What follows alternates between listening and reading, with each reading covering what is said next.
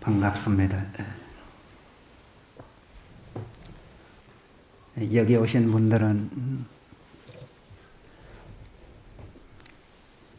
대부분이 화두 참선을 하시는 분일 테니까 화두 참구 어떻게 해야 진이가 잘 날까 그런 제목으로 말씀을 드리겠습니다. 얼마 전에 부산에서 보살님들 한 7, 8분이 제가 사는 축수사에 다녀간 분이 있었습니다. 이런저런 이야기 끝에 그분들 말씀이 제 나이도 60이 되고 70을 바라보는데 선방에도 5년이나 10년, 그 한 보살은 한 15년가량 다녔다는 거예요. 그렇게 다녀도 진이가 나질 않는다는 거예요. 스님 어떻게 했으면 좋겠습니까? 나이는 뿌덕뿌덕 많아지고 이 건강은 연년이 달라지는데 또 주변에 도반들도 한 분 한 분 떠나는데 화두는 안 되지 걱정이 태산 같다. 어떻게 했으면 이 화두가 잘 되겠느냐 그런 말씀을 한 분 있어요. 그러면서 나도 곧 염라대왕이 부를 것 같은데 그 부르면 어떻게 대처를 해야 되느냐. 아주 괴로워서 잠을 설치는 날이 많다는 그런 말씀을 하신 분들이 있었습니다. 그분들 말씀뿐만 아니라 화두 참선하는 분들의 대부분이 거의 상당수가 그런 근심과 걱정을 합니다. 우리 스님들 중에서도 그 화두가 안 돼서 아주 괴로워하고 번민을 하다가 어떤 분은 퇴속도 하고요. 심지어 그 자살 기도까지 한 그런 분도 있습니다. 제가 아는 분 중에 어떤 분은 한 25년 전인데 늘 안 된다고 괴로워하시다가는 요새는 그 제주도 가는데 비행기를 타고 많이 갈 겁니다만은 그때는 그 부산에서 밤배를 타고 제주도 가는 그런 배가 있었어요. 그 배를 탄 거는 봤는데 그 이후는 소식이 없다고 해요. 그 가시다가 어떻게 되지 않았나 그런 생각을 해봤습니다. 어쨌든 화두에 대한 고민 그것은 아주 대단합니다. 자기의 생사와 직결되는 그런 그 중차대한 그런 일이라고 할 수 있습니다. 그래서 그 옛날에 중국의 어떤 선사는 나이 56까지 공부를 해도 공부가 제대로 안 되더라는 거예요. 한 선언을 한 30여 년간 다녔는데도 진이가 제대로 안 나는 거를. 그래 늘 번민을 하다가 금생에는 인연이 없는가 보다 그런 생각을 하면서 몸을 바꿀 그럴 생각을 했답니다. 그 주변에 정리를 다 하고 어느 날 나룻배를 탔는 거래요. 그 나룻배가 어떤 나룻배냐. 중국에 가면 위수라는 강이 있답니다. 그 나룻배를 타고 큰 나룻배를 타니까 눈물이 비오듯 하는 거래요. 그 괴로운 마음으로 배가 한 강 중간쯤 가서는 막 뛰어내리려고 하니까 누군가 뒤에서 덜미를 확 잡아당기면서 이 저지하는 분이 있더라는 거예요. 보니까 그 사공말이 중놈이 죽으려면 산골에 가서 죽을 것이지 왜 여기 와서 내 일하는데 방해되게 여기 와서 죽으려고 하느냐. 보아하니 참선하는 중님 같은데 당신이 참선한다 말만 했지 얼마나 과연 참으로 해봤느냐. 진심으로 애써본 적이 몇 번 있었느냐. 이 공부는 참으로 하면 안 될 사람이 없다.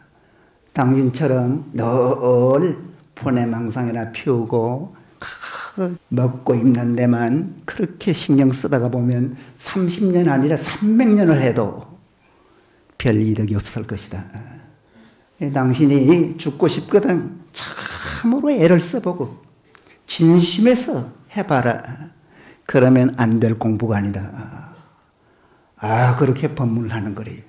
그분이 누구냐? 암도 스님이라고 아주 그 유명한 스님이 사공 노릇을 했는 거래요. 그 이야기를 들으니까 앞이 보이질 않는 거래요. 막 피가 역류하는 것 같아요. 순간 되게 발심을 하는 거래요.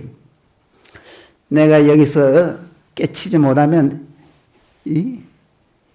일어나지 않겠다. 그런 그 아주 대단한 발심을 하고 죽자 사자 애써서 이목구를 참고합니다. 불과 1시간도 안 됐어요. 선정에 들더라는 거예요. 그래서 사흘 만에 깨쳤다는 그런 일화가 있어요. 이 공부는 그 30년간 제대로 못한 그 30년간 아니라 300년간을 해도 잘 안 되는 공부가 이 공부래요. 그러나 참으로 애쓰면 진심으로 정말 발심해서 애쓰면 이외로 쉽게 바로 될 수가 있는 것이 이 공부입니다. 그래서 이 공부는 어떤 마음으로 하느냐, 얼마나 지극하게, 얼마나 대단하게, 얼마나 간절하게 하느냐에 따라서 아주 쉬울 수도 있고 어려울 수도 있는 공부가 바로 이 공부입니다. 옛날에 인도에 협존자라는 분이 계셨어요. 그분은 80에 스님이 됐어요. 80에 출가하니까 그 주변에서 모두 빈정거리듯이 이야기를 하는 거래요. 죽을 나이가 돼서 죽을 데가 없어서 절에 들어왔다느니, 아들한테 쫓겨났다느니, 뭐 별별 이야기를 다 하는 거래요. 그래서 그분이 아주 대노해버렸는 거래요. 그래, 그분은 좀 특별한 분이라 낮에는 경전 공부를 하고 밤에는 선을 했는 거래요. 3년 만에 깨쳤어요. 그 3년간 허리를 한 번도 땅에 붙여보질 않았는 거래요. 그래서 아주 존경스러운 분이다 해서 협존자라는 그런 닉네임을 받은 그런 분이 계십니다. 즉 여기에 아마 80되는 그런 노보살님이나 노처사님이 계실지 몰라요. 80에 출가를 했어요. 80에. 그래도 될 수가 있는 공부가 바로 이 공부래요. 그래서 여러분들은 공부에 나도 할 수 있다. 그 자신감을 가지고 참으로 애써보면 이외로 쉽게 바로 될 수가 있는 공부가 이 공부다라는 것을 아시기 바랍니다. 그러면 어떻게 공부를 해야 되느냐? 어떻게 해야 참으로 진이가 나느냐? 흔히 선을 한다, 수행을 한다, 도를 닦는다 그런 말을 하는데, 즉 마음 공부하는 걸 말해요. 마음을 닦는 것을 말해요. 마음은 흙온것 같아. 물체가 아니래요. 형상이 없어요. 그래서 물건을 닦듯이, 걸레로 뭘 닦듯이 닦을 수 없는 것이 이 마음이래요. 그러면 마음은 어떻게 닦느냐? 어두운 마음, 탁한 마음을 맑게 하고 밝게 하는 것이 마음을 닦는 것이래요. 그러면 그 어두운 마음, 탁한 마음의 원인이 뭐냐? 흔히 중생을 미망 중생이다, 미혹 중생이다 합니다. 어두운 중생, 탁한 중생이라는 거래요. 그 어둡고 탁하기 때문에 제대로 볼 수가 없고, 제대로 볼 수가 없으니까 알 수가 없고 분별심이 아주 제대로 일어날 수가 없습니다. 그래서 뭘 해도 잘 안 되고 어렵고 힘들고 괴로워요. 그래서 살다가 보면 날 좀 살려주시오 하듯이 고통의 바다를 살아가게 됩니다. 그런 그 어두운 마음, 탁한 마음의 근본 원인이 뭐냐? 바로 번뇌망상이래. 그 번뇌망상으로 이런저런 번뇌망상으로 불안하고 괴롭고 안절부절하고 어쩔 줄 몰라는 그런 그 마음을 흐리게 해. 마음을 아주 탁하게 해. 그 흐린 마음, 그 탁한 마음을 없애는 작업이 뭐냐? 바로 수행이래. 여러분이 하는 마음 공부래. 그것은 저 해운대 앞바다에 비유할 수가 있어요. 해운대 앞바다는 올 같은 날은 아주 물이 잔잔할 거래요. 그러면 아주 물이 맑아. 이 물속 몇 메다, 심지어 몇십 메다까지도 아마 보일지 모르겠어요. 그러나 태풍이 불고 파도가 막 칠 때는 물이 탁합니다. 아주 흐려요. 그러면 1m 아래도 보이질 않아요. 그러다가도 잔잔하면 바닷물이 깨끗해집니다. 그것처럼 우리 마음도 번뇌망상이 다 사라지고 마음이 아주 고요해지면 맑아지고 아주 밝아졌다가는 깨쳐요. 그렇게 마음을 고요하게 하려면 어떻게 하느냐? 마음을 놓고 비우고 마음을 쉬어야 돼. 그래서 얘들은 1000번 쉬고 10,000번 쉬라 했어요. 쉬고 또 쉬고 또 쉬라는 거래요. 부처님 말씀에는 쉬면 깨닫는다 했어요. 쉬면 바로 깨침이래요. 옛날에 임재라는 큰 스님은 쉬면 바로 청정법신이다 했어요. 바로 불지래요. 부처의 경지래요. 그래서 쉬고 또 쉬고 또 쉬었어요. 대무심경지에 들어가면 그것이 바로 부처의 경지요, 해탈의 경지요. 그것을 바로 생사가 없는 도리다. 그런 말을 하는가 하면 그것을 바로 열반을 정득한다 합니다. 옛날 사람들 중에서는 쉬었어요. 바로 깨치는 그런 그 대단한 분도 계셨어요. 예를 들어서 여러분이 잘 아시는 육조 스님께서도 27살 그 더벅머리 노총각으로 출가하기 전에 나무 장사를 했어요. 나무를 한 집 메고 시내를 걸어가는데 어떤 분이 금강경을 읽는 거래요. 금강경 1년 9절 중에서 억무소주 이생기심이라 엉당 머무는 마음이 없이 마음을 내라. 그 9절을 듣자마자 바로 깨치는 거래요. 부처님 당시에는 어떤 아라한들은 부처님의 말씀을 한 번 듣고 바로 깨치신 그런 분도 많습니다. 그래서 그런 분을 상근기다. 그런 분들이야말로 참으로 대인이다 합니다. 그래서 참 마음을 비우지 못하고 쉬지 못하는 것을 늘 부끄럽고 생각하고 안타깝게 생각해야 되겠습니다.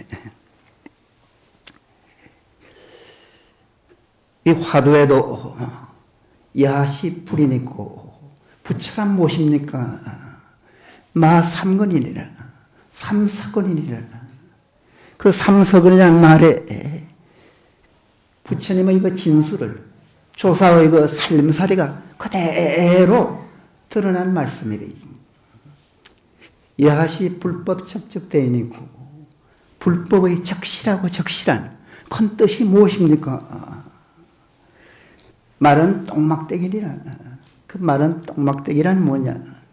요즘은 휴지가 좋지만 옛날에 아주 어려웠을 때 그때는 이 똥막대기로 뒤처리를 했다는 거리.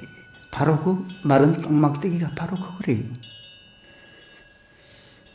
참 그 마른 똥막대기라고 하는 그 법문은 뭐 참 동문서답 같은 그런 그 말씀이죠. 그러나 그 말씀이 보통 말씀이 아니라 조사 스님들의 그 부처님과 천하 선지식의 살림살이가 그대로 드러난 말씀이 바로 그 말씀이래요. 그 말씀을 바로 느끼고 바로 보면 그 자리가 부처 자리래요. 바로 깨쳐요. 그렇게 깨치지 못하니까 부득이해서 뭔가 하고 참고하는 것이 뭐냐? 화두참고래. 사실은 화두참고하는 것조차도 부끄럽게 생각하고 괴롭게 생각하셔야 됩니다. 그러면 그 화두를 참고를 어떻게 하느냐? 그 어정을 일으켜야, 참으로 어정을 일으켜야 그 화두를 바로 보고 바로 느낄 수 있어요. 화두를 생각하고 화두를 염해서는, 즉 염하고 송해서는 화두의 그 진수, 알맹이를 알 수가 없어요. 그래서 화두하는 분은 어정을 일으켜야 됩니다. 이 어정도 부득이해서 어정을 일으키는 것이래요. 어정을 일으키되, 어정은 화두를 보는 길잡이를, 어정이 커야 참으로 크게 깨치고 어정이 없으면 깨칠 수가 없어요. 그래서 참선한 분은 어정이 생명이래요. 이 어정이 잘 안 일어날 거래요. 잘 안 일어날 거래요. 그래서 여러분이 경전을 본다든가 어록을 본다든가 아니면 살아가시면서 이런저런 여러 가지 오심들, 즉 천만 오심을 본 참공안이, 여러분이 참고하는 그 공안이 그 화두에 똘똘 뭉쳐요. 그래서 참으로 오심을 일으켜요.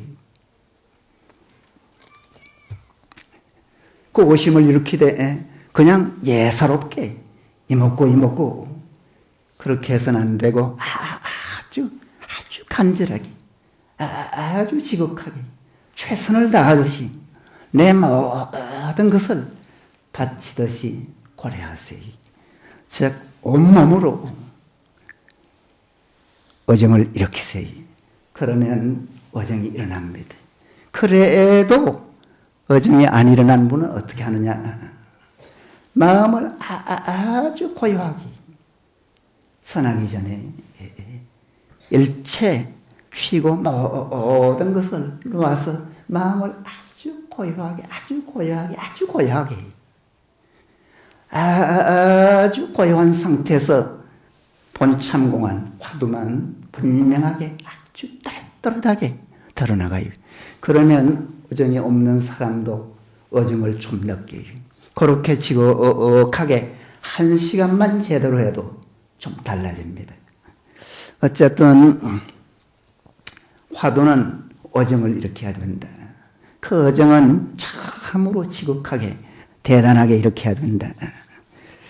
알 수 없는 그 어정이 참으로 여러분의 인생을 바꿀 수 있는 그런 대단한 그런 그 법문 중의 법문이다. 그렇게 아시기 바랍니다. 그 어정을 일으키되 어떻게 일으키느냐? 간절하게 일으켜. 간절하게란 뭐냐? 아주 절실하게 성심성의껏 일으키는 건 말이에요. 없어서는 안 될 것처럼, 꼭 필요한 것처럼, 반드시 있어야 될 것처럼 그런 생각으로 어정을 일으키는 것이 간절함입니다. 그렇게 어정을 간절하게 일으키는 그런 분은 이 어정은 간절하면 다른 말이 필요치가 않아요. 오직 간절간절하게 이렇게 해야 됩니다. 그래서 옛 어른은 화두 참고는 간절열자 한 자만 족하다 했어요. 화두 참고하는 데는 여러 말이 필요치 않다는 거래요. 오직 간절하게만 참고하면 돼요. 그런가 하면 어떤 분은 간절함 한마디가 요긴하다. 오직 간절하게만 들라는 거래요. 그래서 늘 간절절자를 이마에 써붙이고 다니라. 늘 간절간절하게 드세요. 그래서 그 간절간절함이 눈물이 날 정도로 그렇게 화두는 들어야 됩니다. 안 계시는 분은 어떻게 하면 화두가 참으로 간절할까? 간절하게 들을 수 있을까? 늘 생각해서 간절하게 고래 들어나가시기 바랍니다. 둘째는 뭐냐? 화두는 간단이 없어야 돼. 끊침이 없어야 돼. 늘 화두기가 있어야 돼. 아침에 눈 딱 뜨자마자 저녁에 주무실 때까지 한순간도 화두가 없게 하세요. 없지 않게 하세요. 앉으나 서나 뭐 일하나 오나 가나 슬플 때나 기쁠 때나 바쁠 때나 언제라도 화두가 없어지지 않도록 하세요. 이 세속에 있는 분들이 그렇게 하시기는 좀 어려울지 모르겠지만 여기서 결제할 때라든가 참으로 화두하는 그런 시간에는 화두에 아주 푹 빠지듯이 화두를 놓지 않고 부지런히 한순간도 여의지 않고 그렇게 하시면 화두가 잘 됩니다. 그래서 화두는 간단히 쓰면 화두 참고 안 해요. 화두 공부는 잠시도 중단이 돼서는 안 됩니다. 중단이 됐다면 화두는 여겼다면 화두 참선이 아니래요. 늘 지속이 돼야 됩니다. 이 법문을 듣는 이 순간도 화두가 없어지질 않아야 돼요. 그래서 화두는 10번 들어서 안 되면 100번, 1000번 들고 100번, 1000번 들어서 안 되거든. 10,000번, 10만 번 들어요. 꾸준하게 한순간도 놓치지 말고 그렇게 들기 바랍니다. 저 산에서 노루를 잡아다가요. 집에서 키우려고 가둬놓으면 그 노루란 놈은 잠시도 가만히 있질 않아요. 계속 서성거려요. 왜 서성거리느냐? 탈출할 구멍만 찾는 거래요. 조금만 텀이 있어도요. 조금만 나갈 길이 있어도 나가려고 애써요. 그때는 먹이를 주고 뭘 줘도 먹질 않아요. 밤낮이 없어요. 캄캄한 밤에도요. 계속 나가려고 애를 쓰고 노력을 해요. 그래서 부딪히고 해서 얼굴이 깨지고 어디가 상처가 나고 심지어 다리가 부러져도 계속 나가려고 애쓰는 거래요. 그러다가는 힘이 떨어지면 며칠 되면 죽어버립니다. 죽는 순간까지 계속 탈출할 구멍만 찾는 것이 산짐승이래요. 이 화두하시는 분은 그런 좀 지독함, 그런 좀 끈질김이 좀 있어야 돼요. 그래서 옛날에 사하촌에서 그런 이야기를 했다는 거예요. 절 밑에 있는 마을에서 지독하다, 지독하다. 참선하는 중림보다 더 지독할 소냐. 그런 말을 했다는 거예요. 그 지독하게, 좀 끈질기게, 고집스럽게 안 되면 들고, 안 되면 들고, 안 되면 들고 그렇게 참으로 애쓰면 될 수밖에 없는 공부가 바로 이 공부다 할 수가 있습니다. 그래 하면 이외로 쉽게 바로 돼. 그렇지 않고 미적지근하게 하는 둥 마는 둥 그저 흉내 내듯이 외형만 갖추는 그런 공부는 그 중국의 스님처럼 30년이 되고 해도 잘 안 될 수 있습니다. 셋째는 뭐냐? 화두는 좀 열심히 하세요. 할 때는 막 성심성의껏 자기의 모든 것을 바치듯이 막 최선을 다하듯이 그렇게 하는데 큰 뜻이 있어요. 어쨌든 이 마음 공부는 참으로 하고 진심으로 하고 아주 성심성의껏 해야 돼. 그러면 또 이외로 쉬운 것이 바로 이 화두 공부입니다. 근데 세상에 보통 일은 그냥 대충 하고 평범하게 해도 돼요. 예를 들어서 체전을 가꾸는 것도요. 씨앗만 이래 뿌려놔도 물기만 있으면 촉이 트고 그렇게 관리를 잘 안 하더라도 잘합니다. 그런가 하면 저 가게 보는 분들, 가게 문만 열어놔도 손님은 옵니다. 학생들이 그 공부하는 것도 지극하게 안 해도 책장만 설설 남겨도 아는 것이 생겨요. 그런데 이 마음 공부는 그렇지 않아요. 마음 공부는 그렇게 하고 흉내내듯이 하고요. 대충 하면 잘 안 돼요. 이 공부는 딱 떨어지게 해야 돼요. 앉은 땅에 풀도 안 나듯이 아주 분명하게 아주 여법하게 그래 하면 이외로 쉽습니다. 어쨌든 성심성의껏 최선을 다하듯이 고려하여야 됩니다. 여러분 아실지 모르겠는데 전에 그 조계종의 종정도 지내신 유명한 그 효봉 스님은 1927년도에 저 강원도 금강산 신계사에서 한철을 난 적이 있었다는 거예요. 그 효봉 스님은 늦게 출가했어요. 늦게 출가했지만 아주 그 발심한 분이라 결제 날인데 그 겨울 결제인데 방을 다 짜고 났는데 소승이 한 말씀 드리겠습니다 하더라는 거예요. 그래 무슨 말씀이냐고. 소승은 반야의 인연이 옅어서 늦게 출가하고 지금까지 공부라면 공부를 못 해봤습니다. 올 삼동에는 용맹정진을 할 테니까 대중께서 좀 허락해 주십시오. 그래 입성선님이 그러시라고. 그날부터 정진을 하는데 어쨌든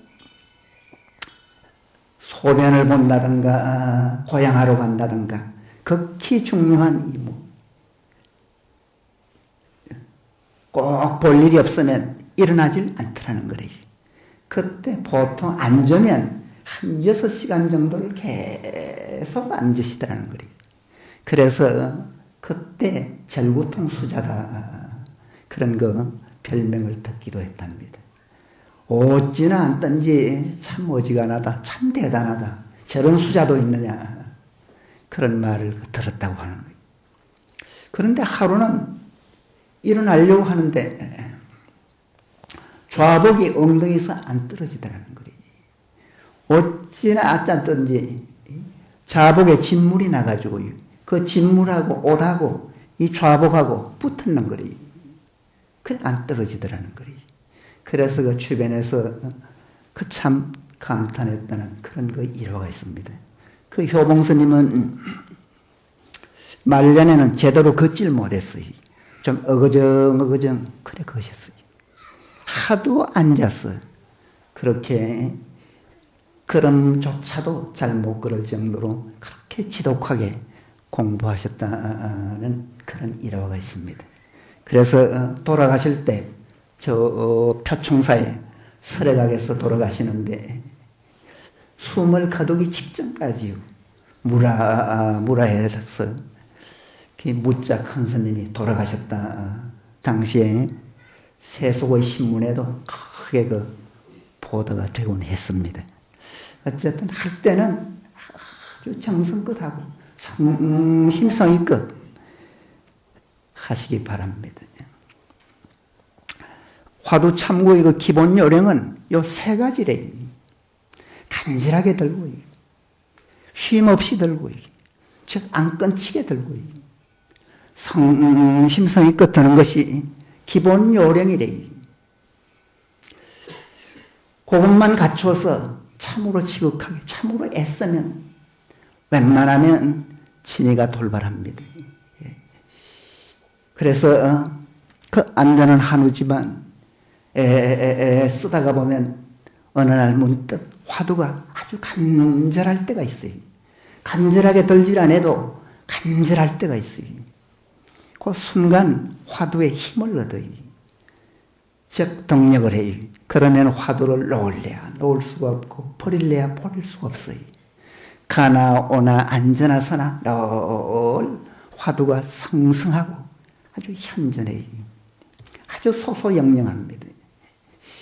그것을 진이가 일어났다. 진짜 오십니다. 합니다. 그때부터 이제 드디어 본격적으로 공부를 한다 할 수가 있습니다. 참선자가 진이가 나지 않으면 사실은 참선자란 말을 안 써요. 여기도 법복을 입고 계시는 분이 많은데 법복을 잘 입었더라도 이 화두에 진이가 나서 체험을 못하면 진정한 불자다 하기는 좀 어려울 수도 있어요. 어쨌든 내면을 갖춰야 됩니다. 그렇게 참으로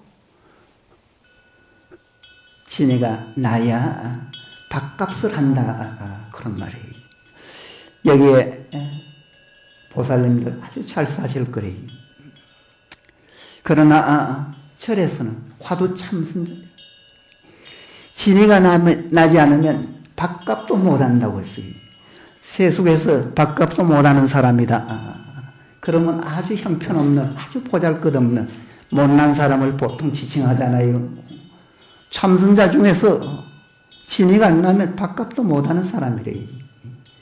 즉 아주 부끄러워하고 아주 괴로워해도 좋을 사람이 바로 진이가 안 나는 사람이다. 그런 생각을 하면서 어떻게 하면 진이가 날 수 있겠느냐 애를 쓰고 노력하시기 바랍니다. 그 진이가 안 나니까 화두 참고하면 어떨 때는 잘 돼요. 아주 순탄하게 돼요. 그러나 어떨 때는 아주 어렵고 아주 안 될 때가 있어요.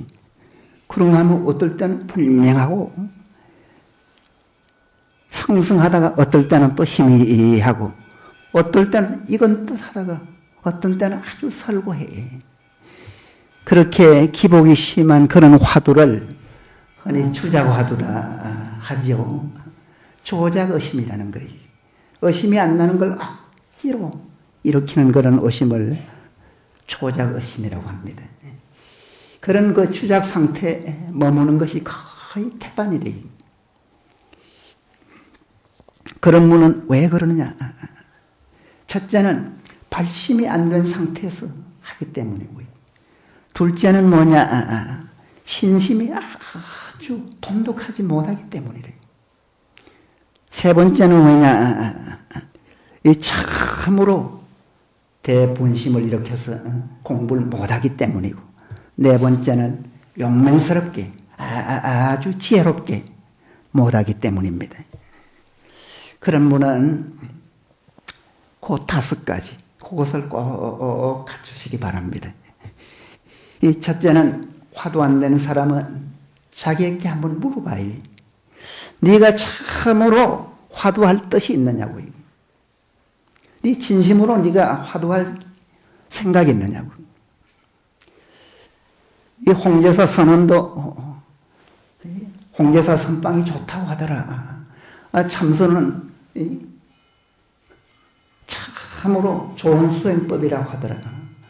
선원장스님이 훌륭하다고 하더라. 그런 정도로 홍제사 선언에 오지 마세요. 그런 좋은 말씀도 도움이 되겠지만 더 큰 도움, 더 참으로 좋은 말씀은 내가 이 공부는 꼭 하고야 말겠다. 반드시 성취하고야 말겠다.